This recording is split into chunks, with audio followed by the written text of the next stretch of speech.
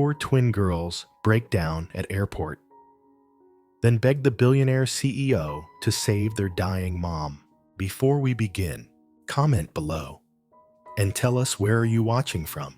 Which city are you in? And when it's over, don't forget to rate this story from 0 to 10. Enjoy the story. The airport was full of noise, announcements, wheels on tile, laughter that didn't belong to them. But in the corner, two little girls sat beside a trash can, holding hands, shoes too tight, bellies too empty. And then they stood, walked right up to a man in a $1,000 suit, clutched his hand with shaking fingers, and whispered, "Our mommy is really sick. We're looking for our daddy. Can you help us?" He almost said no, but then he saw the photo in their hands, and the face in it was his brother, the one who died 6 months ago. And in that moment, a billionaire realized he wasn't meeting strangers. He was meeting his family. The Rolex on his wrist caught the golden light as the private jet dipped beneath the clouds. Colton Rhodes has glanced down at the glittering skyline of New York glass towers like teeth, city lights blinking like currency. 3 days, one acquisition, $15 million richer. Another notch in his empire. He closed the laptop with precision, tucking it into his leather briefcase, and straightened his cufflinks, every motion sharp, controlled. Exactly how he lived. Landing in 10 minutes, Mr. Rhodes, the pilot said through the intercom. "Thank you, Marcus," he replied, without looking up. There was no one waiting for him, no one to impress. Just a cold penthouse with perfect lighting, curated silence, and a view designed to distract from the fact that he was completely alone. He preferred it that way. Relationships, too messy. People, too unpredictable. Love, he'd tried a few times, but in the end, they always wanted more than he could give. So he gave them the only thing he knew how: a clean goodbye. The terminal was quiet, filtered for VIPs. His driver waited just outside.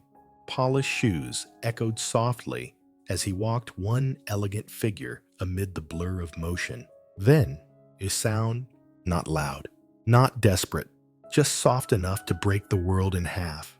Crying, a child's cry. He hesitated, a man who had walked away from corporate disasters without blinking. But this stopped him. He turned his head slowly and saw them. Two little girls, identical, knees pulled up to their chests, clothes fraying at the edges, one crying silently, the other rubbing her sister's back. And then they saw him. Before he could react, they stood, walked straight toward him, and took his hands, one on each side, as if they already knew. "Please, sir," the braver one whispered. Her voice was small, steady. "Our mommy's very sick. We're looking for our daddy. Can you help us?" He didn't answer. Couldn't, because in her trembling fingers, she held out a photo, worn, crumpled, faded, and in it, his brother, Nathan, smiling, alive, arms wrapped around a blonde woman. And these same two girls. Colton's pulse stopped. Nathan, who died 6 months ago. Nathan, whose casket had been closed. Nathan, who'd never mentioned a family. The girl followed his gaze.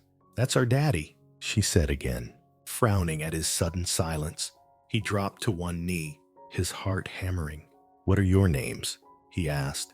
"I'm Lucy," said the braver one. "And this is Ruby." She's crying because she's hungry. "How long since you've eaten?" "Since yesterday morning."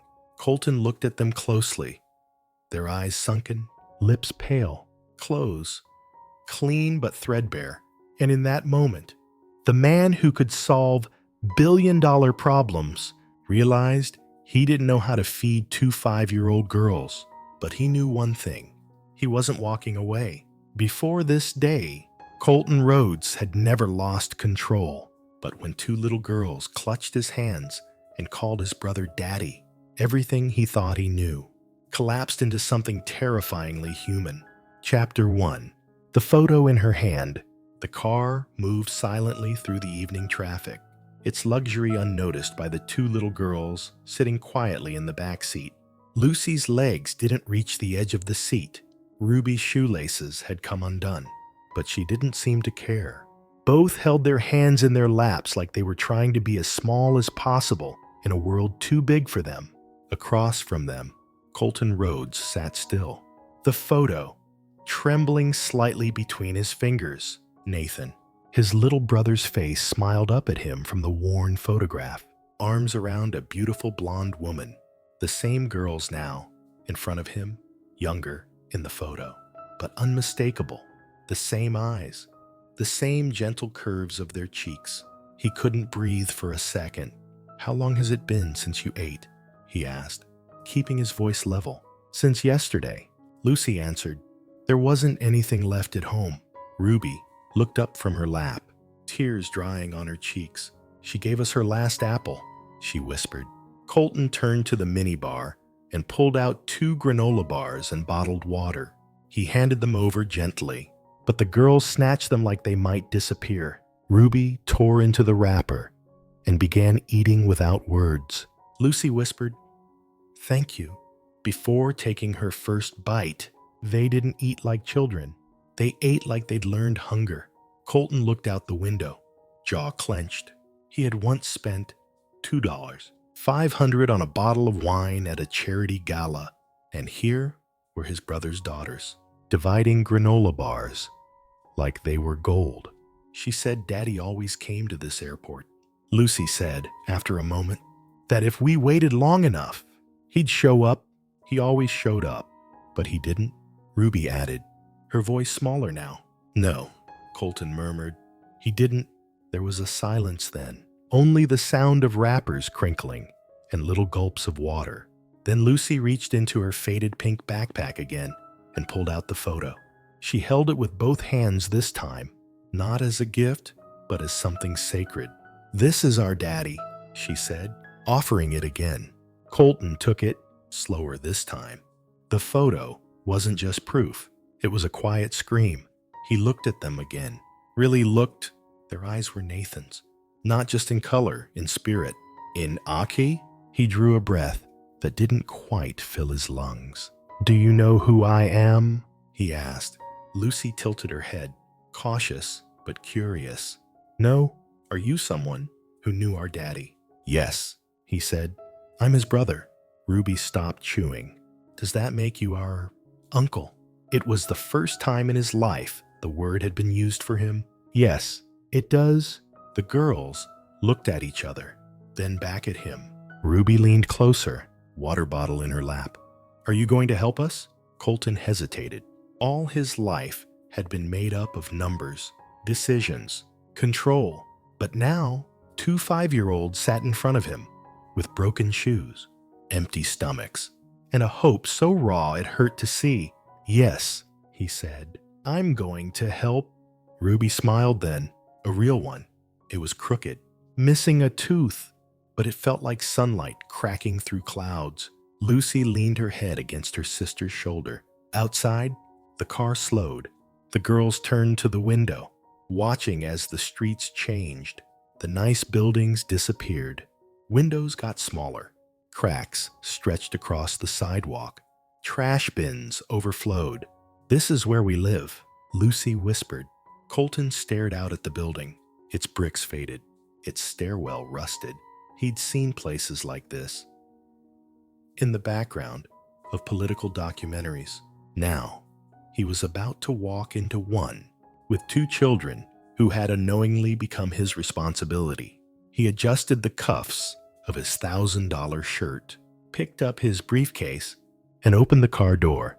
Behind him, 2 small girls followed, still holding hands, still believing in miracles, and somehow, now believing in him. Chapter 2. A stranger's apartment. The hallway smelled like wet socks and cigarette ash. Paint peeled from the walls in long, curling strips, like it had given up. Somewhere, a baby cried behind a closed door. The kind of place where no one knocked unless something was wrong. Lucy and Ruby led the way. their steps quiet but certain. They didn't seem afraid, just used to it, like they'd grown up learning how to move without drawing attention. Colton followed behind, out of place in every way. His polished leather shoes tapped against the scuffed floor like an unwanted echo. He'd never been in a building like this, not as a child, not as a man. He had donated to shelters, sponsored foundations, written checks big enough to fix the roof on places like this. But he'd never walked these halls. "We live up here," Lucy said, climbing the stairs with one hand on the rusted railing. Ruby stumbled once, but didn't complain. Second floor, end of the hall, a door with chipped green paint and the number barely hanging on. Lucy knocked softly. "Mommy." No answer. She knocked again, louder this time. "Mommy." We're back. Still nothing. Then a shuffle. Bare feet on linoleum. A pause. The slow, tired sound of a chain unlocking. The door cracked open. And there she was. Juliet. Blonde. Thin. Too thin. Her cheekbones sharp under flush skin. Her eyes glassy. Fever bright. And behind them, suspicion. She leaned against the doorframe to steady herself. Her breath came shallow, as if each inhale was a fight. Then she saw him, the man behind her daughters, the man in the tailored suit, standing in her hallway, like he'd taken a wrong turn into the wrong life. "Who are you?" she asked. Voice rasped raw. Before Colton could answer, Lucy tugged on her sleeve. "He gave us food, Mommy, and water, and he says he knows Daddy." Ruby added, "He's rich." Juliet didn't blink. "We don't take charity," she said, with a quiet defiance that was sharper than steel. "I'm not offering charity," Colton replied. "I'm offering help. I can't afford help. I'm not charging you." Silence filled the hallway. She stared at him for a long moment, as if trying to see the strings, the catch, the fine print on the kindness. Then she coughed a dry, hacking sound that bent her forward. Her knees buckled, and the door swung open wider as she gripped the frame to stay upright. "Mommy." The girls cried together, running to her. Colton stepped in without asking.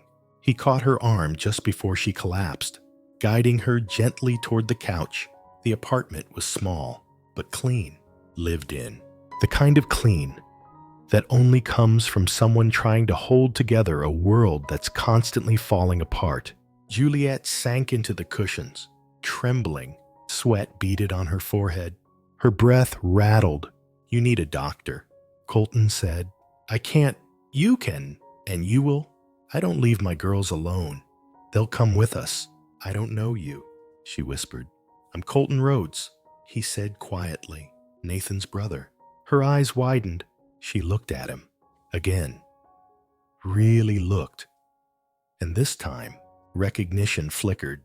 "You're from the family," she said softly. Then her voice broke. "He never wanted you to know, and yet here we are." A long silence stretched between them. The girls stood beside the couch, holding their mother's hands. Juliet coughed again, weaker this time. "You need to go to the hospital. Tonight. Right now." Her pride faltered. Her eyes closed, and when she opened them again, they were full of something else. Not fear, not suspicion, surrender. "Only because the girls need me," she said. "That's reason enough," Colton answered. The girls didn't speak. They watched their mother, then looked at Colton, and something barely visible, but deeply felt shifted in the room. Trust. They began packing with a kind of practiced quiet. Lucy rolled up 2 shirts and tucked them into a grocery bag. Ruby grabbed the hairbrush and the crumpled drawing of their old house from the table. "We don't have much to pack," Juliet murmured. Colton glanced around. No toys, no decorations. One framed photo of the girls, crooked on the wall.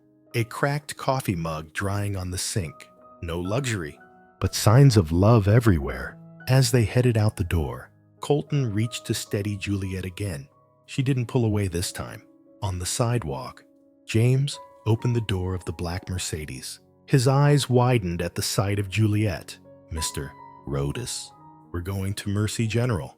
Emergency." "Yes, sir." The girls climbed in first, holding Juliet's hands like anchors.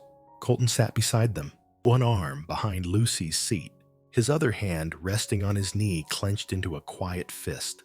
He had walked into that apartment expecting a broken stranger, but what he found was a woman who had held a family together with nothing but love and sheer will, and a sickness trying to take her away. He wouldn't let it, not now. Not after seeing what Nathan left behind. Not after watching two little girls hold the world together with one photo, a granola bar, and the name Daddy. Chapter 3. The drawing on the fridge. Colton had never heard the sound of small footsteps in his penthouse before. Not like this. Soft, bare, hesitant at first, then scattered, like pebbles dropped on marble. Lucy and Ruby moved quietly through the vast, echoing rooms, their hands locked together as they tiptoed across floors polished to a shine. They stared at everything. The chandelier above the dining table, the floor-to-ceiling windows that looked out over all of New York, the abstract painting Colton didn't remember buying, the sleek black couch that no one had ever sat on without a suit. Their worn sneakers made a light slap against the tile as they peeked around corners like explorers. Ruby tugged on her sister's shirt. "Is it okay if we touch things? You can touch whatever you want," Colton said gently. They looked back at him, uncertain, like they still weren't sure whether he was real, or if the walls would collapse if they breathed too loud. The doctor had admitted Juliet within minutes of arriving at Mercy General. Pneumonia, severe, malnourished, too close to the edge. She'd be in the hospital for a few days at least. So now, the girls were with him, and the apartment that once echoed with silence was changing. He brought them to the guest room, one of 3 bedrooms he'd never used. All the furniture was untouched. No personality, no warmth, just space and function. Ruby walked in, looked at the spotless white bedspread, and whispered, "It's too pretty to sleep in." Lucy opened the closet and frowned. "There's nothing in here." "There will be," Colton said, "tomorrow. We'll go shopping." Their eyes widened, as if he'd just promised them Christmas. He brought in clean towels, toothbrushes, pajamas, oversized t-shirts from a drawer he rarely opened. That night, after brushing their teeth with quiet giggles and rinsing with water, because we've never had toothpaste that tastes like mint gum, the girls curled into the bed, side by side, still holding hands, like letting go meant the dream would disappear. Colton stood at the door, watching. He didn't know what to say. He'd closed business deals with governments, spoken at global summits, but there were no instructions for this. So he said, the only thing that felt right, "I'll be just down the hall if you need me." Lucy nodded. Ruby smiled sleepily. "Good night, Uncle Colton." The words tugged something loose in his chest. "Good night, girls." He closed the door slowly. The next morning, he woke before the sun habit, black coffee, headlines, market reports, and then small voices down the hallway, whispers, soft giggles. He walked toward the sound. In the kitchen, Ruby sat cross-legged on the cold marble floor with a notepad in her lap. Lucy lay on her belly beside her, pencil in hand. They were drawing. Colton paused in the doorway. "Good morning," he said softly. The girls jumped a little, then relaxed. "Hi, Uncle Colton," they chimed together. "What are you making?" Ruby turned the pad toward him. "It's Mommy in the hospital," she said, pointing to a figure with long yellow hair and a red blanket. "And that's us with you," Lucy added, drawing 3 stick figures standing near a big building with a heart on top. Colton smiled. Their lines were crooked, the proportions all wrong. The colors bled out of the edges. It was beautiful. Can we put it on the fridge? Lucy asked. Colton blinked. On the fridge. We always do that, Ruby said. Back home. He looked at the stainless steel refrigerator. Empty, cold, untouched, like the rest of the apartment. Of course, he said. He found tape and helped them stick the drawing up front and center. Then they stood back, admiring it, like it was a masterpiece in a museum. It looks better now, Lucy whispered. What does, he asked. The fridge, the apartment, his life, all of it. Colton looked around the kitchen. For the first time, it didn't feel like a showroom. It felt like someone actually lived there. Not someone, some people. 2 tiny girls, a sick mother, a man with more money than warmth. Slowly learning how to feel again. Lucy tugged his sleeve. Can we draw more? As much as you want, he said. They spent the morning filling the counter with colors, drawing houses with gardens, a family holding hands. One picture had a big smiling sun and a cloud that looked suspiciously like a dog. At noon, Colton made grilled cheese. Burned the first one. Ruby giggled. Mommy burns things sometimes too. He laughed with them, genuinely. Not the polite chuckle he used in boardrooms, but something real. By evening, the fridge was covered in paper, color, exploding against stainless steel, crayons rolling across the floor, pillows dragged from the sofa, turned into forts. The smell of toast still hung in the air. Colton sat on the rug, while Ruby lay with her head in his lap. Lucy drew quietly on the floor nearby. The TV played softly in the background. A cartoon about animals who built a treehouse together. Ruby yawned. Uncle Colton. Yeah. Is Mommy gonna be okay? He looked at her hair messy, cheeks smudged with orange crayon. She will, he said. She's strong. Lucy looked up. Like us. Exactly like you. Ruby smiled, her eyes fluttering closed. Lucy kept drawing, her pencil scratching softly. A picture of 4 people now. A man, a woman, 2 girls. Colton in the middle. He didn't say anything, just watched her draw. And for the first time in years, he didn't feel alone, not even a little bit. Chapter 4. Juliet's Story. The hospital room smelled like antiseptic and something faintly floral. Maybe the soap, or maybe just the spring morning drifting through the cracked window. Juliet lay propped against a stack of pillows, pale but alert. Her blonde hair swept back in a loose braid. There were dark circles under her eyes, but her cheeks had color again. Life had begun its slow return. Colton sat beside her, his jacket draped over the chair. He hadn't been in an ICU since Nathan's funeral. Now he was back, in a different way, waiting for answers he wasn't sure he deserved. She looked at him for a long time before speaking. You want to know why you didn't know about them? He didn't answer, but the way he leaned forward said everything. Juliet turned toward the window. Nathan and I met 7 years ago in a bookstore in Vermont, she began. I was studying for my teaching degree. He was just passing through, said he was chasing quiet, trying to write a novel. He never finished. Colton blinked. He never told me he wrote. Juliet smiled, small and bittersweet. He only wrote for himself. Poems, letters, pages he never showed anyone. Except me? She paused. I didn't know who he really was. Not at first. He told me his last name was Miller, said he didn't like being a Rhodes, that it made people look at him like a checkbook instead of a man. Colton looked down. That sounds like him, he said quietly. I fell in love with that version, Juliet continued, the one who made grilled cheese at 2 a.m. and danced in parking lots with me. We moved in together after 3 months. He took a job fixing bikes. I taught after-school art classes. It was simple. It was good. Her voice cracked just slightly. Then I got pregnant. She looked at Colton, and that's when he told me everything. That he was a Rhodes, that he came from power and money and pressure, that he wasn't supposed to be fixing bikes or falling in love with someone like her. He said your father would disown him, that the company was already calling him back, asking when he'd stop playing house and come take his rightful place.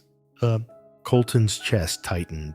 He was scared, not of being a father, but of failing at it. Said your family didn't know how to love without measuring it. She wiped at her eyes quickly, so he disappeared. We moved to a small town in Oregon, changed our number. He worked at a grocery store. I sold crafts online. We didn't have much, but we had peace. Colton asked softly, did he ever regret it? Not once, she said. He used to fall asleep with a baby in each arm, whispering stories he made up on the spot. He built their cribs with his own hands. He told me her voice broke. He never knew joy until he became a father. There was a long silence. Then she looked at Colton, eyes shining. But he missed you, she said. He kept tabs. Quietly, he'd see your name in Forbes and just stare. Said you were brilliant. Said you carried the whole family legacy. So he wouldn't have to. Colton's throat burned. Why didn't he ever come back? He was going to, right before he died. Her hands twisted in the blanket. He said the girls deserved to know both halves of who they were, that it was time. He'd even bought plane tickets. Colton leaned forward. What happened? Juliet's voice was a whisper. The car accident, 2 blocks from home. He was going to mail a letter to you that day. I found it in his jacket. She reached into the drawer beside her bed, pulled out an envelope, yellowed, unsent. Nathan's handwriting on the front. Colton, read this. Even if you hate me. Colton took it with trembling hands. I didn't know if I should send it after he died. Juliet whispered. Part of me was afraid. Part of me was ashamed. You shouldn't be. He said gently. You gave him a life, one I didn't even know he needed. He tucked the letter into his coat pocket without reading it. Not yet. He'd need silence for that. Peace. Juliet looked out the window again. I told the girls fairy tales about their dad, she said. That he was brave, that he loved them more than all the stars. But I didn't know how to explain everything else. You don't have to anymore, Colton said. You're not alone. She turned back to him. Something in her eyes, tired, but strong, seemed to believe him now. Truly believe. You don't have to be either, she said. He blinked and realized he hadn't heard those words in years. Back at the penthouse, Lucy stood in front of the fridge, a new drawing in her hand. She taped it beside the others. It was a picture of her mother in a hospital bed, and Colton standing beside her, holding her hand. Ruby looked up from the couch. What's that one? Lucy smiled. That's when Mommy gets better. Chapter 5. The toothbrushes in the cup. The morning light poured through the penthouse windows like honey warm, golden, almost forgiving. Colton stood at the bathroom sink, staring at the reflection of his own face. But it wasn't what caught his eye. It was the cup, the toothbrush cup. It used to be empty, a spotless crystal tumbler resting on a marble counter, untouched, like most things in his apartment. Now it held 3 toothbrushes, 2 pink, 1 blue. The pink ones leaned against each other slightly, the bristles frayed from overuse. The blue one, brand new, still perfect, looked oddly out of place among them. He reached for it out of habit, then paused. Something about the sight hit him in the chest, not painfully, just deeply. These weren't decorations. They were lives, living, breathing pieces of 2 small girls who were now brushing their teeth in his bathroom, sleeping in his guest room, drawing on his fridge, asking him what kind of cereal he liked. And somehow, all of it had started to feel normal, or maybe not normal, just right. He stepped out into the hall, following the faint sounds of cartoons and giggles. In the kitchen, Lucy and Ruby sat at the counter with bowls of cereal, feet swinging above the stools. Ruby had bedhead her curls poking in every direction, and Lucy wore one of Colton's t-shirts as a nightgown, trailing past her knees. "Good morning, Uncle Colton," Ruby said, mouthful of cereal. "Good morning," he replied, smiling as he poured himself coffee. "Sleep well," Lucy nodded. "Your bed is too soft. I love it." "You snored," Ruby teased. "I did not," Lucy gasped. Colton chuckled and sat beside them. There was something grounding about this, the simple chaos of breakfast, the cereal milk mustaches, the way Ruby spilled a few Cheerios and tried to hide them under her napkin. In his world, mornings usually began with conference calls and market summaries, protein smoothies, and emails from lawyers. But this was chaos and laughter and love in a bowl of cereal. After breakfast, they took a trip to the park, just the three of them. Ruby held his left hand. Lucy held his right. They stopped for ice cream, watched pigeons fight over crusts.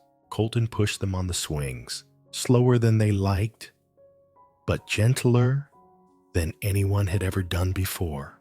They built a world that afternoon, one made of slides, sidewalk chalk, and laughter. And when they got home, something had changed in the air. Not heavy, not spoken, just quieter, closer. After dinner, grilled cheese again, slightly less burnt.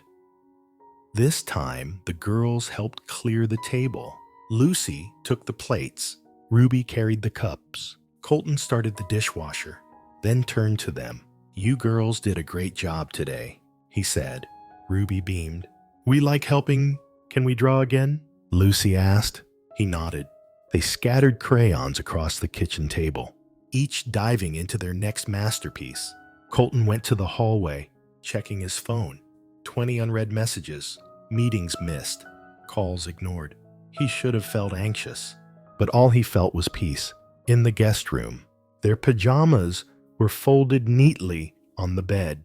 The nightlight, one he'd ordered the day before, glowed soft amber in the corner. He placed 2 books on the pillow, one about fairies, one about space rockets.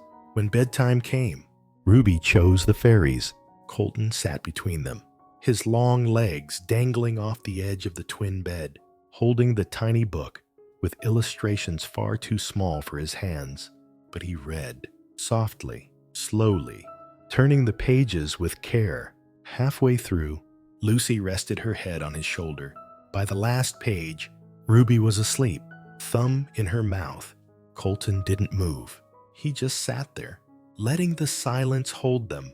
Eventually, he carried Ruby to her side of the bed and tucked them both in. As he turned to go, Lucy whispered, "Do you think Mommy will be home soon?" He paused. "I hope so," he said. "She's trying very hard to get better." Lucy blinked sleepily. "You make everything feel less scary." Colton didn't answer right away. Then he leaned down and kissed her forehead, something he'd never done before, not since he was a boy himself. "You do the same for me," he whispered. Back in the bathroom, he brushed his teeth again. He looked down at the toothbrush cup. 3 brushes, 3 lives, now tangled with his. He didn't know how long they'd be there. He didn't know what would happen next. But for now, they were here, and that was enough. Chapter 6. The letter Nathan never sent.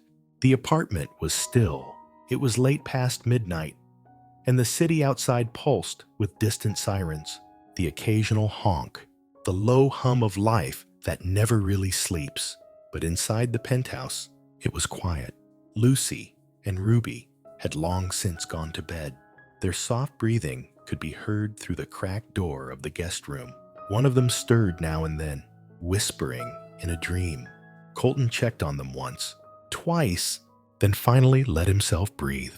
Now, he sat alone in the study, the only light coming from the lamp beside the leather chair. On the desk in front of him sat the envelope, yellowed at the edges, creased from being carried or hidden too long. His name written on the front in a handwriting he hadn't seen in nearly 6 years. Colton. Just that. No, dear. No to just his name. Like Nathan had written it and stared at it for a long time before deciding that was enough. Colton turned it over. opened the flap, unfolded the letter with hands that felt suddenly too big, too unsteady. He read, "Colton, if you're reading this, I guess I finally grew up enough to stop running. I've hated myself for not telling you sooner, for not being braver, for not coming to you when I first found out I was going to be a dad. I wanted to, God, I wanted to, but I was afraid. Not of you, of what I'd do to you, of how much you'd have to carry if I failed. You were always the strong one, the smart one, the one Dad never doubted. You never needed the money. You were the money. I was just the kid with the guitar and the daydreams. Juliet changed everything. She didn't care who I was. She didn't want anything from me but a love I didn't know I could give. And then the girls came, and suddenly I was whole, not rich, not powerful, just whole. And that made me realize how broken I'd always been. But you deserve to know. Not because I owe you, but because I love you, and because I want my daughters to know the man who held our family together, even when it almost broke you. I want them to know their uncle. They deserve that. You do too. Please, if something ever happens to me, find them. Don't let them live in the shadow of my choices. Show them what it means to be part of a legacy that doesn't start with money, but with people, with you. Always, your brother, Nathan." By the end, Colton wasn't blinking. He stared at the last line, the ink slightly smudged. He didn't realize he'd been crying until the first tear hit the paper. He folded the letter gently and pressed it back into the envelope, holding it like something holy. Outside, the city whispered, but inside, something in him had shifted, something deep. For years, Colton had carried the weight of the Rhodes name like a sword and a shield. He had built an empire, outpaced every rival, and turned silence into strength. But tonight, it wasn't strategy that mattered. It was a letter, a brother's voice, from the grave, asking him not to build something, but to belong to something, to love, to show two little girls that family didn't end with a funeral. It could start again. Right here, right now. He stood, wiping his eyes with the back of his sleeve, walked down the hallway, paused at the guest room door.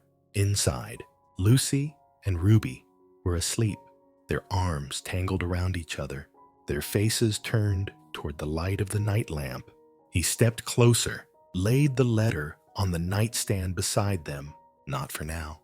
But one day, they'd read it and know the truth that their father had loved them so deeply. He wanted them to have more than a memory.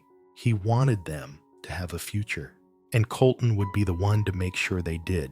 He brushed a strand of hair from Ruby's forehead, whispered something only they could hear, then turned off the lamp, left the door open, and for the first time in his life, Colton Rhodes felt like a man not just in charge, but chosen. Chapter 7. The ice cream scene. Spring had finally softened the air. The city that once felt like stone and glass now smelled of lilacs and roasted peanuts. Laughter rising from park benches and corners where music played from cheap speakers. Trees stretched in bloom. Sidewalks shimmered under the touch of the afternoon sun. And in the middle of it all sat a billionaire CEO with a cherry ice cream cone melting down his hand. Colton glanced at the sticky drip on his wrist, trying to keep pace with the chaos around him. "I told you to get napkins," Lucy giggled. Ruby, sitting cross-legged on the bench beside her sister, licked her own cone carefully. "Vanilla with rainbow sprinkles." "He forgot again," she whispered, mock scandalized. Colton gave an exaggerated sigh. "In my defense, I've never had to manage this many sprinkles before. You're lucky we didn't get bubblegum flavor," Lucy added with a proud smirk.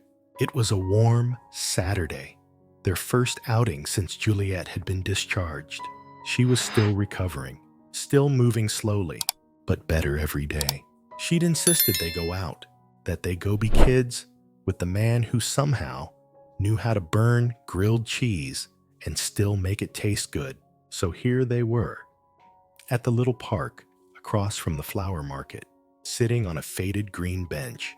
Two little girls giggling at a man who was supposed to have it all together and didn't. Colton had been nervous at first.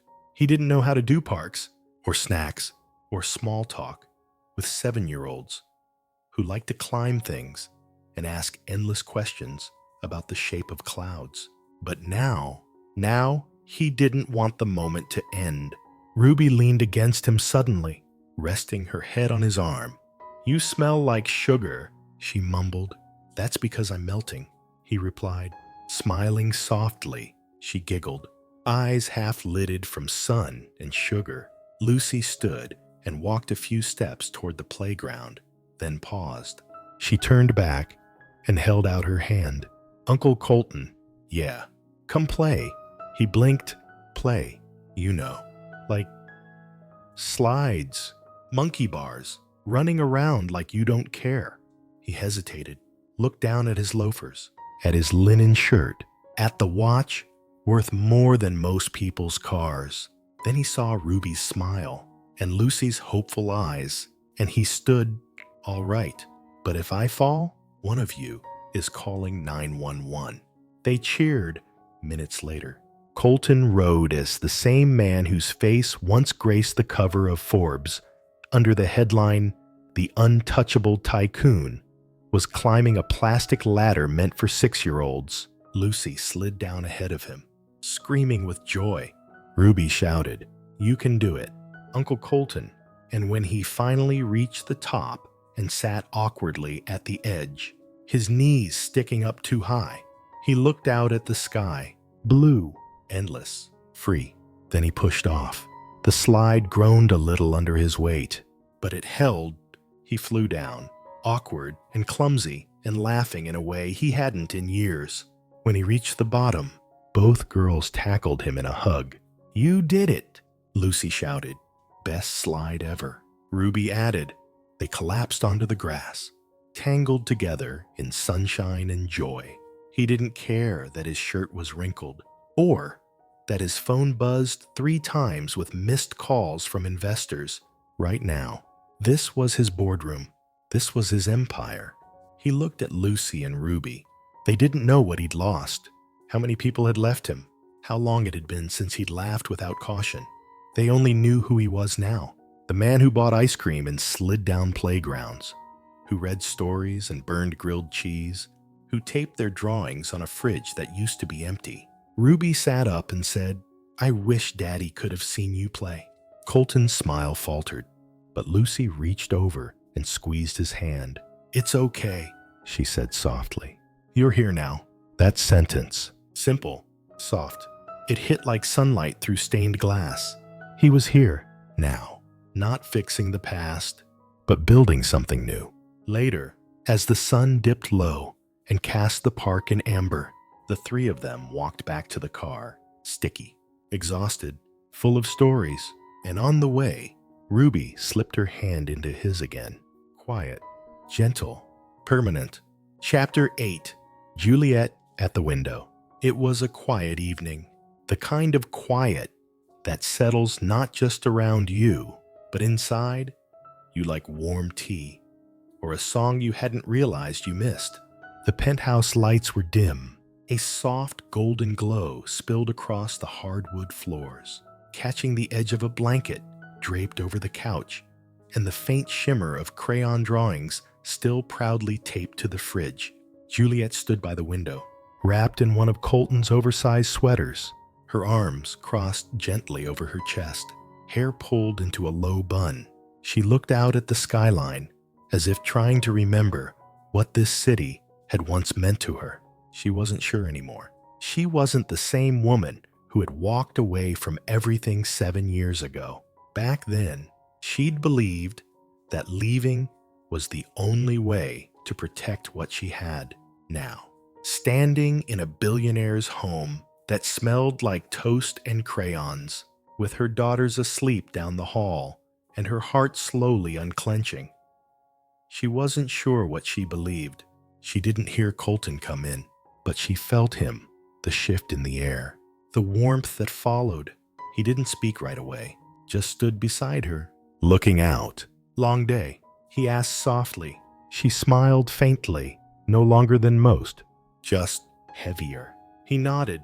Juliet glanced at him. They told me you got on the slide today. Colton laughed under his breath. It almost killed me.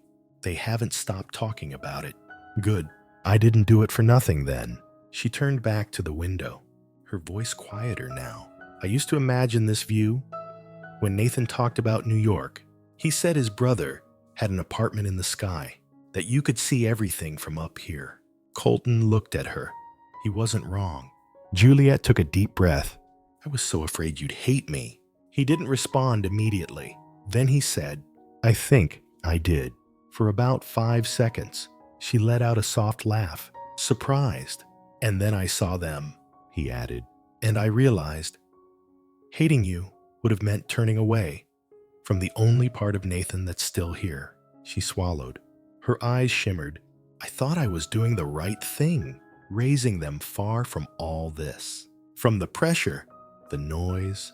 But I also took away the chance for them to know you, and that wasn't fair. Colton shook his head. You gave them everything. Love, safety, wonder. You didn't take anything away. You gave them a foundation, something I never had. Juliet looked down. And now they have both. There was a pause, long, healing. Then she spoke again, her voice nearly a whisper. Do you ever think about what comes next? Colton turned to her. All the time, he said. She finally looked at him fully. No shields, no hesitations. There was something in her eyes he hadn't seen before. Not just gratitude, but hope. I don't know where we go from here, she said honestly. I've spent so long just surviving. It's hard to picture anything beyond tomorrow. Then start with tomorrow, he said gently, and I'll be in it. She blinked, tears threatening again. You mean that I haven't meant anything more in my life? He wasn't offering her a mansion or promises gilded in diamonds.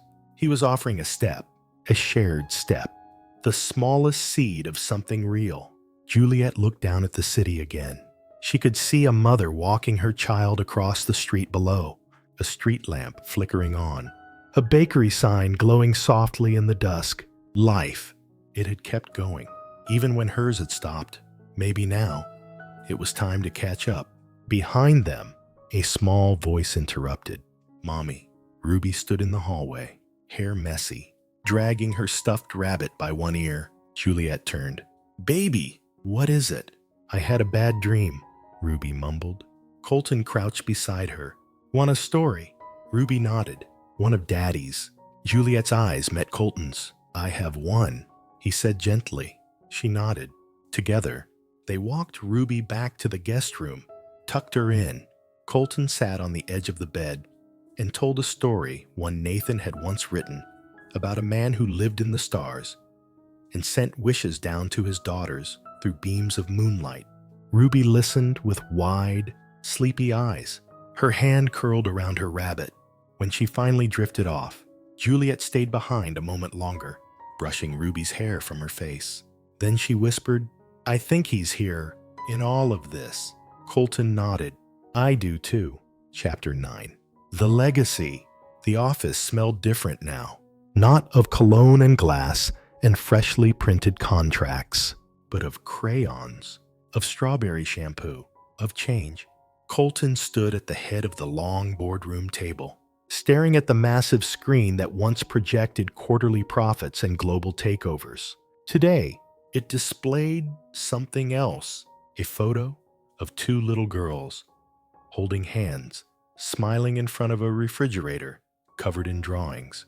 Lucy and Ruby, stick figures and stars behind them, a heart in crayon above their heads. The board members shifted uncomfortably in their chairs. Colton took a breath. You know who I am, he said. You know what I've built. A few nodded, a few stared. But I need to talk to you about something I've never said in this room before. Silence. Legacy. He paused. Let the words settle. My brother Nathan didn't care about empires or market share.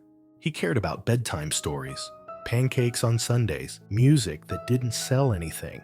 His voice cracked slightly, then steadied. I used to think he ran away from all this, from me.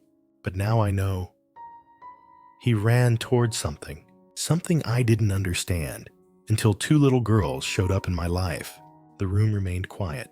"I'm changing the foundation's mission," he said. "From public image maintenance to direct family outreach, schools, nutrition programs, mental health support for single parents. And I want to name it after him." He clicked the remote. The screen changed. "The Nathan Rhodes Foundation, for families, for futures." Murmurs followed, a few eyebrows raised, but no one interrupted. Colton continued. "My brother lived small, but he loved big. That's the legacy I want to carry forward."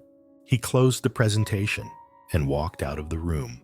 Outside, Juliet waited by the elevator, Ruby perched on her hip. Lucy held Colton's hand. "How'd it go?" Juliet asked. He smiled. "Better than I thought." "Did you tell them about the slides?" Lucy asked, wide-eyed. "Not this time," Colton chuckled. They walked through the lobby together, the receptionist doing a double take as Ruby waved with sticky fingers and Lucy proudly announced, "We're going to get hot chocolate." In the back of the car, Ruby slept on Juliet's shoulder, and Lucy counted clouds out loud while Colton drove. It had been months since Juliet and the girls moved in. What started as emergency shelter had become something deeper, familiar, lived in. There were shoes by the door, hairbands on doorknobs, toy horses on the bookshelf beside investment reports. And Colton didn't mind. He didn't just not mind, he loved it. At a stoplight, Lucy asked, "Uncle Colton, what does legacy mean?" He thought for a moment. Then he said, "It's what people remember about you when you're not here anymore." Lucy looked thoughtful. "Like Daddy?" "Yes," he said softly. "Exactly like Daddy." She smiled. "Then I want mine to be pancakes and bunnies and making people feel safe." Juliet glanced at Colton, her eyes glossy. He reached for her hand and held it tight.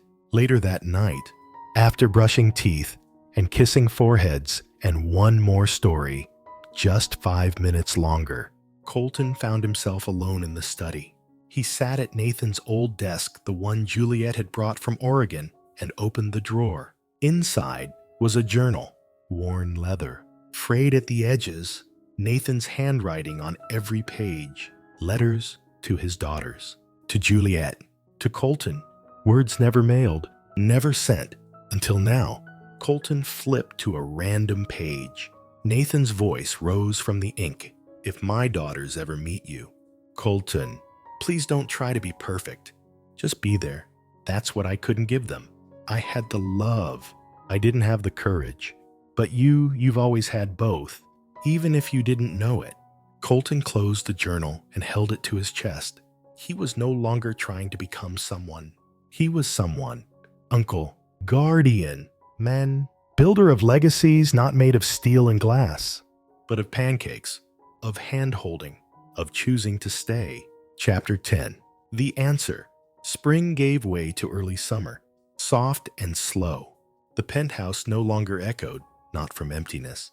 Anyway, there was music now. Shoes in the hallway, laughter drifting in from the balcony, where plants Juliet had brought back to life stretched toward the sun. Colton stood at the kitchen island, whisking pancake batter. He still wasn't good at it. But this morning, that didn't matter. Ruby sat cross-legged on the floor beside the fridge, sorting through a new box of crayons. Lucy had drawn something new, taped to the freezer this time. It was a house with a big sun over it, a woman in a dress, 2 girls, and a man in a tie. They were all holding hands. Juliet walked in quietly, barefoot in one of Colton's old t-shirts, coffee in hand. She watched him work in silence for a moment. "You're using too much baking soda," she teased softly.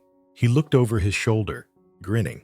"I call it the executive twist." She laughed, walked over, and leaned beside him. For a moment, They just stood there, still, peaceful. He finally turned to her. Do you remember that night by the window? He asked. I remember, she said. You asked what came next. He nodded. And you said to start with tomorrow. She took a slow breath. Well, she said. Tomorrow came. Colton looked at her, the question he'd been holding for weeks suddenly rising. Would you ever think about staying? He asked. Really staying, not just as their mother, but here, with me. Juliet turned fully toward him now, no fear in her eyes, only the kind of calm that comes from walking through every storm and still being able to look up. I thought about running, she whispered, back to Oregon, to the life I knew how to manage, where everything was quiet and predictable. He waited. She stepped closer. But I realized something, she continued. I wasn't afraid of staying. I was afraid of being loved. Colton didn't speak. Couldn't. Juliet looked at the drawing on the fridge, the stick figure family. I spent so long just surviving. She said, but with you, I feel safe enough to want again. A pause.